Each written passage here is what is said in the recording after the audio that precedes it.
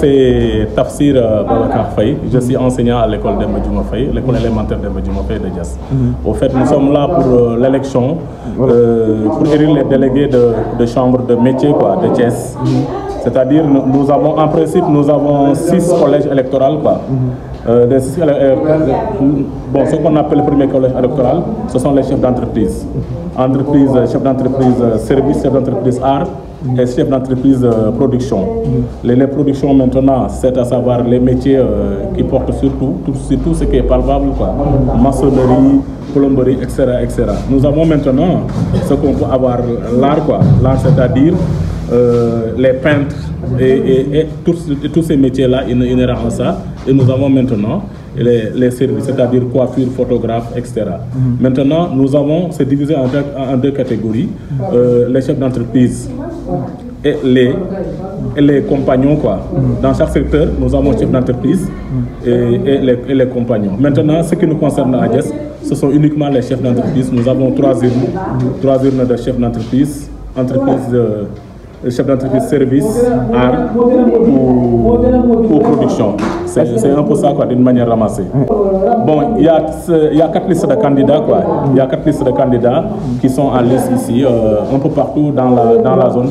C'est la même chose. À Diass maintenant, ça concerne 284 électeurs, 284 électeurs. Bon, comme vous le voyez, il n'y a pas une très grande affluence. Mais les gens arrivent par contre, on peut dire.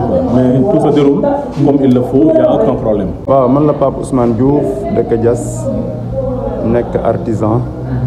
Voilà, tey dama ñëwoon pour voter ci élection yi nga xam ne mooy élection chambre de métier yi. Ñun ñu bokk ci chambre de métier pour région de Thiès nga xam ne sunu candidat ñun dañuy soutenir le président sortant di Amadou Mokhtar Seye. Voilà, loolu taxoon tey ñu ñëw fii pour voter. Waa candidat boobu li tax ñu choisir ko mooy ñun depuis 2 ou 3 ans ñu ngi commencé di collaborer ak moom parce que avant aussi élection fii à Diass, élection chambre de métier Diass, yaakaar naa c'est la première fois. Voilà, donc depuis 3 ans à peu près ñu ngi liggéey ak moom. Voilà, surtout ci côté carte artisan yi. Voilà, nga xam ne aussi vraiment depuis bi ñu collaboré ak moom aussi gis nañ ci njëriñ et puis xam nañ ne ci kanam tuuti incha allah buñ ko falaatee dinañ jàll ak moom ci yeneen projet yu gën a am important parce que aussi gis nañ yi nga xam ne moom la def ci yeneeni commune ñu dëkk ci commune yooyu taxaw seede ko.